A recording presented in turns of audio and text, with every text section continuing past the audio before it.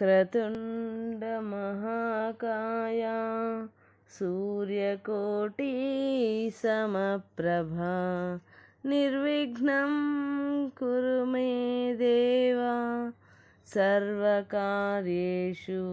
సర్వదా.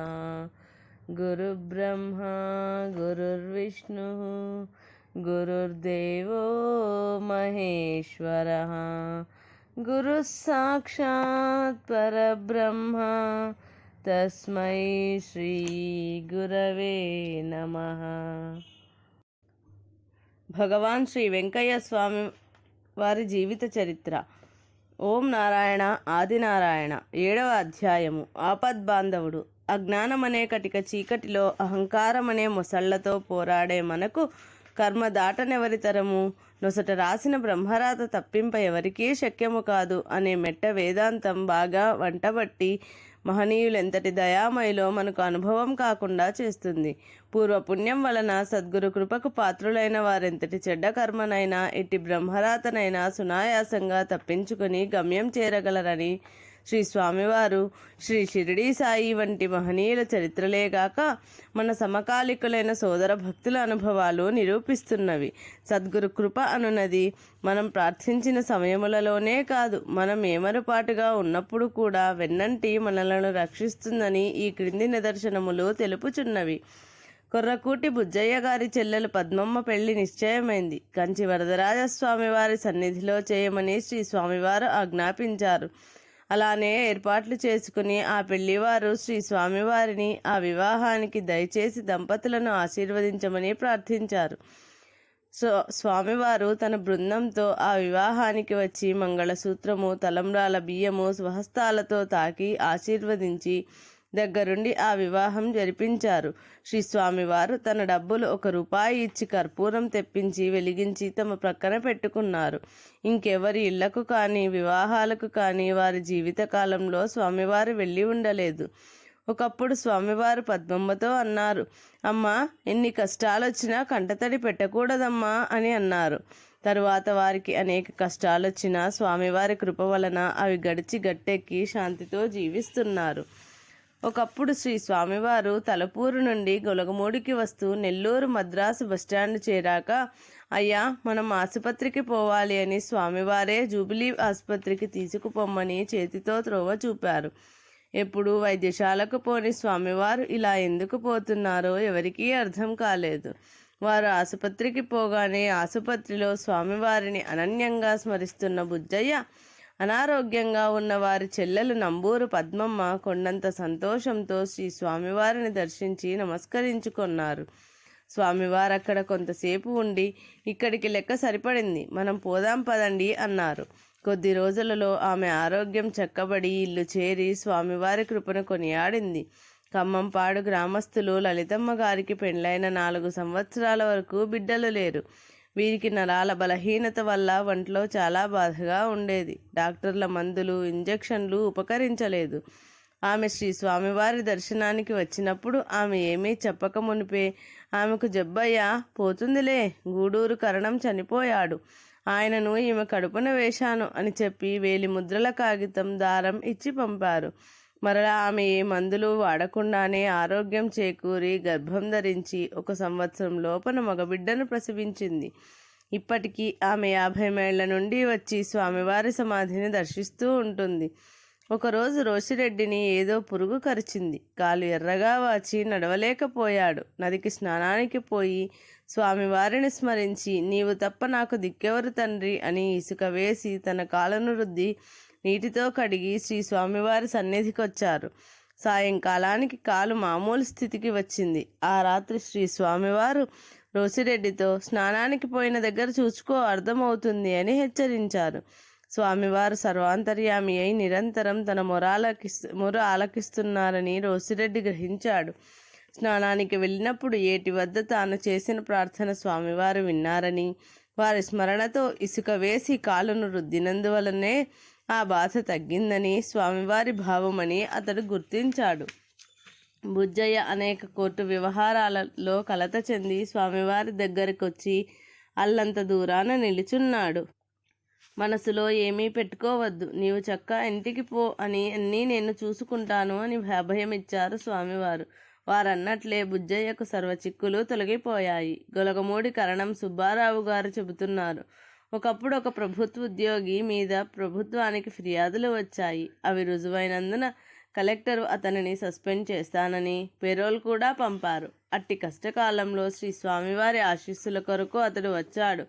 ఆయనకు చాకలి మూటంత పాపం ఉంది. ఆయన ఇక్కడుంటే మనకొక రువ్వ అనగా పైసా నష్టం. వెంటనే పొమ్మని చెప్పయ్యా అన్నారు స్వామివారు. వారు కదలలేదు. అదే మాట స్వామివారు పదే పదే చెప్పి వారిని పంపేశారు. ఆఫీసర్ గారు అరగంట సేపు ఆగి స్వామివారిని దర్శించారు.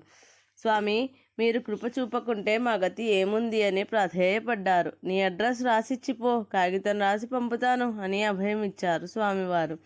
వారు అలాగే చేశారు. శ్రీ స్వామివారి కృప వలన వారికి సస్పెన్షన్ తప్పి ట్రాన్స్ఫర్ మాత్రం అయింది. ఒకసారి స్వామివారు రోసిరెడ్డితో చెప్పారు, వెంకయ్యది ఒకే మాట గదయ్యా అని. వారి అమృత వాక్కునకెంత గొప్ప శక్తి ఉంటుందో, వారిచ్చే చిన్న సూచన వెనుక ఎంతటి బలవత్తరమైన కారణం ఇమిడి ఉంటుందో అనుభవించిన వారికే ఎరుక. శ్రీ స్వామివారి సేవకులలో ఒక్కొక్కరికి ఒక్కొక్క పని అప్పగించబడి ఉండేది. ప్రతినిత్యం వారందరూ తమ పనులు తాము భక్తితో చేసుకునేవారు. అగ్నిహోత్రానికి కట్టెలు కొట్టి తీసుకురావడం వై రమణయ్య పని. ఒకరోజు నిద్రలేస్తూనే శ్రీ స్వామివారు రమణయ్యను పిలిచి, ఈరోజు ఇక్కడ నీళ్లు నిప్పు చూడయ్యా అన్నారు. ఇదేమిటి, ఈరోజు డ్యూటీ మార్చారే అని అతడు అనుకున్నాడు. కొంతసేపటికి ఆ మాట లెక్క చేయకుండా కట్టెలు కొట్టడానికే వెళ్ళాడు. అతను పెద్ద మాని ఎక్కి కొమ్మలు నరుకుతుండగా పెద్ద కొమ్మ విరిగి అతని గుండెలకు తగిలి కింద పడ్డాడు. భుజం దగ్గర ఎముక విరిగింది. కానీ అతడు 4 అంగుళాల ప్రక్కనే ఉన్న బండ మీద పడి ఉంటే తల పగిలి అక్కడే మరణించేవాడు. శ్రీ స్వామివారికి విన్నవించగా రమణయ్యకు ఆసుపత్రి ఆపు అనగా చీటీ రాయించారు. చాలా రోజుల నుండి నిరంతరం స్వామి సేవలో ఉండిన బరిగెల నాగయ్య కుడివైపున ప్రక్కటెముకల క్రింద నొప్పి విపరీతంగా వచ్చి గిలగిలా తన్నుకుంటున్నాడు. అక్కడున్న భక్తులు డాక్టర్ వద్దకు వెళ్ళమంటే, నా డాక్టరు నా స్వామియే, నాకు వారే శరణ్యం అని శ్రీ స్వామివారిని స్మరిస్తూ ఉన్నాడు. ఏమి చేసినా తగ్గలేదు. భరించలేని బాధ. ఏమి స్వామి, కలియుగంలో భూలోకం వదిలి వైకుంఠం చేరావా, లేక నన్ను మరిచావా స్వామి అని ఒక్క బలంగా ఆవేదనతో దుఃఖంతో శ్రీ స్వామివారిని స్మరించాడు. వెంటనే నొప్పి తీసేసినట్లయి కళ్ళు మూతలు పడ్డాయి. శ్రీ స్వామివారు స్వప్న దర్శనమిచ్చి, నేనెక్కడికి పోయానయ్యా, నీ వెంబడే ఉండ్లా అని పలికారు. శ్రీ స్వామివారి సేవలోనున్న జయరామరాజు ఒకనాడు తన అనుభవాన్ని వేలూరు సుబ్రహ్మణ్యం నాయుడు గారికి ఇలా చెప్పాడు. నేనొక రోజు నా ఎద్దులను మేతకు అడవికి తోలుకుపోతున్నాను. వాటిని తోలేసిరాయా అన్నారు స్వామివారు. నేను వస్తే ఎట్లా స్వామి, మేపేవాళ్ళు లేరు అన్నాను. పర్వాలేదులే, తోలేసొచ్చేయి అన్నారు. నేను స్వామివారి మీద భారం వేసి వాటిని అట్లా తోలేసి పశువులు మేపే పిల్లలకు చెప్పి వచ్చి శ్రీ స్వామివారి చెంత కూర్చున్నాను. కొంతసేపటికి స్వామివారు ఉన్నపళంగా లేచి కర్ర తీసుకుని థే థే అని అరుస్తూ 10 బారల దూరం పోయి తిరిగి వచ్చి కూర్చున్నారు. ఏమిటి స్వామి, అక్కడేమీ లేకున్నా అదిలిస్తున్నారు అని అడిగాను. నీ ఎద్దులేయ్యా అన్నారు. కానీ మరే వివరాలు చెప్పలేదు. తెల్లవారి పశువుల కాపర్లు ఈ విధంగా చెప్పారు. నిన్న చిరుతపులి వచ్చి మీ ఎద్దు మీద పడబోయింది. ఆ వేలిముద్రలు వేసే స్వామి వచ్చి కర్ర తీసుకొని తరిమారు. లేకుంటే మీ ఎద్దు చిరుతనోట పడి ఉండును. నిన్న స్వామి కర్ర తీసుకుని థే అని అదిలించిన దానికి అర్థం నాకు అప్పుడు తెలిసింది. ఈ జయరామరాజుకి ఇలాంటివెన్నో అనుభవాలున్నాయి. కనుకనే వీరు శ్రీ స్వామివారి సేవకు అంకితమయ్యాడు. ఒకరోజు శ్రీ స్వామివారు తమ ఎడమ అరచేతిని పైకెత్తి కుడి చూపుడు వేలును దాని మీద ఉంచి, పుల్ల గుచ్చుకుందయ్యా అన్నారు. నిజంగా శ్రీ స్వామివారికి పుల్ల గుచ్చుకోలేదు. శ్రీ స్వామివారు అలా ఎందుకన్నారో భక్తులకు తెలియలేదు. 1 గంట తర్వాత కానీ వారికి అసలు విషయం తెలియలేదు. అప్పుడు కొర్రకూటి బుజ్జయ్య అనే భక్తుడు 1/2 మైలు దూరంలో ఉన్నాడు. సరిగ్గా అతని అరచేతిలో అదే చోట శ్రీ స్వామివారు అలా అన్న సమయంలో తేలు కుట్టిందని తెలిసింది. అంతేకాక శ్రీ స్వామివారిని స్మరించిన క్షణంలోనే ఏ మందు అవసరం లేకుండా ఆ బాధంతా తగ్గిపోయింది. ఒకప్పుడు శ్రీ స్వామివారు కలిచేడులో ఉన్నారు. శ్రీ స్వామివారి సేవకుడు రోసిరెడ్డికి కన్ను ఆపరేషన్ అయి నొప్పిగా ఉన్నది. ఒకరోజు, అయ్యా, నీవు ఇంటికి పోయి రావాలి. 40 లక్షలు కడితే త్రోవలో రామలక్ష్మణులు రక్షిస్తారు. ఊరికి పోతే అమ్మణ్ణి కాపాడుతుంది. రేపు ఉదయం నాకు చెప్పకుండా వెళ్ళి మరలా వచ్చేయి అని చీటీ రాయించారు స్వామివారు. అతడు అలాగే వెళ్ళాడు. రాజంపేట రైల్వే స్టేషన్లో ప్లాట్ఫారం మీద నడుస్తున్నాడు. లైట్ ఫోకస్ వల్ల కళ్ళు కనిపించక ప్లాట్ఫారం నుండి జారి 4 అడుగుల లోతులో ఉన్న రైలు పట్టాల మీద పడినప్పటికీ ఏమాత్రమూ దెబ్బ తగల్లేదు. ఊరికి చేరాక అతడక్కడ ఉన్న 4 రోజులు గ్రామదేవత ఎల్లమ్మ అతనికి దర్శనమయ్యింది. పట్టాల మీద పడ్డప్పుడు స్వామివారు దోవలో రామలక్ష్మణులు కాపాడుతారు అన్నమాట అర్థమైంది. గొలగమూడి చెత్తయ్యకు ఒకప్పుడు చేలో నుసుకులేస్తుంటే తేలు బురదలో ఉండి అరికాలులో కుట్టింది. ఓం గురుదేవ అని కాలు గట్టిగా పట్టుకుని స్వామివారిని స్మరించాడు. వెంటనే బాధ లేకుండా పోయి మరలా తిరిగి యథాప్రకారం చేలో పని చేయగలిగాడు. గొడ్డటి శేషయ్య గారి బర్రెకు నిండా జబ్బుగా ఉండి శ్రీ స్వామివారి దగ్గరకొచ్చాడు. శ్రీ స్వామివారు అంబలి త్రాగుతున్నారు. సేవకులు, ఇప్పుడు కాదు, శ్రీ స్వామివారు గంజి త్రాగుతున్నారు, దూరంగా ఉండు అన్నారు. కానీ శేషయ్య గారు చాలా ఆతృతగా ఉన్నారు. శ్రీ స్వామివారు ఆయన వంక చూచి వెంటనే, అయ్యా, నీవు పోయేసరికి బర్రెకు బాగుంటుందిలే పో అన్నారు. అదే విధంగా తాను ఇల్లు చేరేసరికి బర్రె ఆరోగ్యంగా గడ్డి మేస్తున్నది. గొలగమూడి వాస్తవ్యులు తూపిలి వెంకయ్య చాలా కాలంగా స్వామివారి బృందమునకు శ్రద్ధతో గుడ్డలు ఉతికేవారు. 1981 వేసవిలో ఒకనాడు అర్ధరాత్రి మెలకువ వచ్చి ఇక మంచం మీద ఉండలేక ఎవరో లేపినట్లుగా లేచి బీడీ కాల్చుకోవడానికి ఇంట్లోని దీపం వద్దకు వెళ్ళాడు. అర్ధరాత్రి వేళ మసక చీకటిలో నట్టింట కూర్చుని ఉన్న మనిషిని చూచి బేరుమని అరిచాడు. ఈ అరుపుకు నట్టింట ఉన్న మనిషి కూడా అరిచాడు. దాంతో అందరూ కూడారు. చూస్తే ఆ ఇంటిలోని పాత్ర సామానంతా తన చుట్టూ పరుచుకుని ఒక ప్రక్క ఖరీదైన గుడ్డలన్నీ పోగు పెట్టుకుని కూర్చొని ఉన్న దొంగ కనిపించాడు. ఆ దొంగను పట్టుకుని కట్టేశారు. వాడి దగ్గర పెద్ద కర్ర కూడా ఉంది.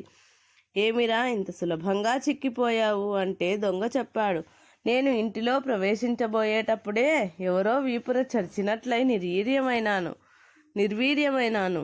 కానీ ఎట్లాగో బలం కూడగట్టుకొని అన్ని వస్తువులు మూటగట్టుకున్నాను. కానీ ఎక్కడవక్కడ పెట్టేయ్ అని ఎవరో గద్దించి చెప్పినట్లుంది. ఆ ఆజ్ఞ మీరలేక కట్టిన మూట విప్పి ఇలా పరిచిపెట్టాను. కళ్ళు కనపడక లేచేందుకు శక్తి లేక ఇలా కూలబడ్డాను.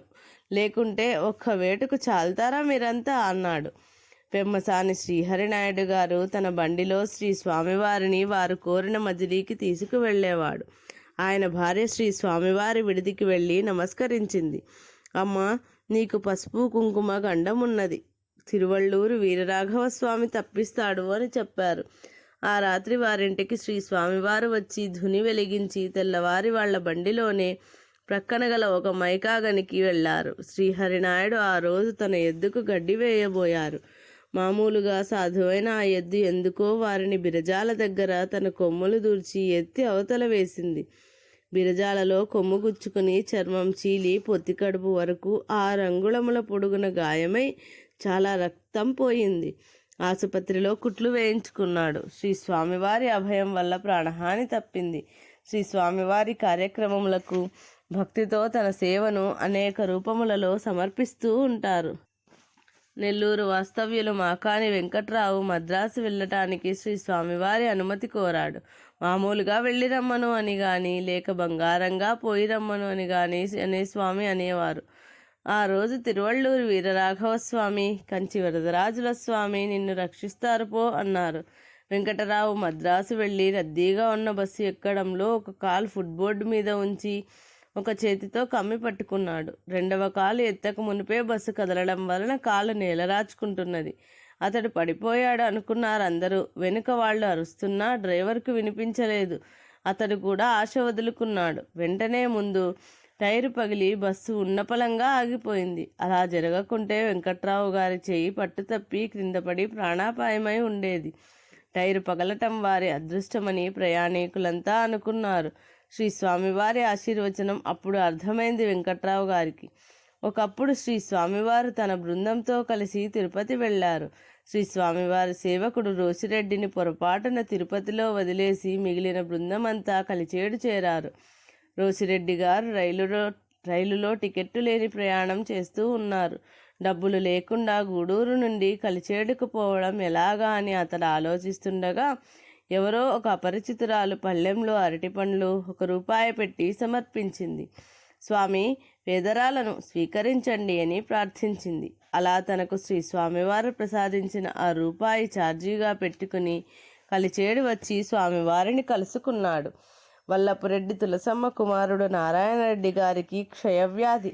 ఆయన పరిస్థితి చాలా ప్రమాదకరంగా ఉంది. ఇక ఆయన బ్రతకరని అందరూ వెళ్ళి చూచి వస్తున్నారు. ఇల్లు వదిలి చాలా కాలంగా స్వామివారి సేవలో ఉండే తులసమ్మ గారిని వెళ్ళి కుమారుణ్ణి చూచి రమ్మన్నారు స్నేహితులు. ఇంటికి వెళ్ళి కుమారుణ్ణి చూచి వస్తానని ఆమె శ్రీ స్వామివారి అనుమతి కోరింది. ఆయనకేమమ్మా, బాగా ఉంటాడు, నీవు పోవద్దు అన్నారు స్వామివారు. అందువల్ల ఆమె పోలేదు. శ్రీ స్వామివారు చెప్పినట్లే నారాయణరెడ్డి గారి ఆరోగ్యం బాగుపడి వివాహం చేసుకున్నాక బిడ్డలు కలిగారు. గొలగమూడి కరణం గారైన సుబ్బారావు కుమారుడు తన స్నేహితునితో కలిసి నడిచి వస్తున్నాడు. అతన్ని వెనుక నుండి ఒక ట్రాక్టర్ గుద్దింది.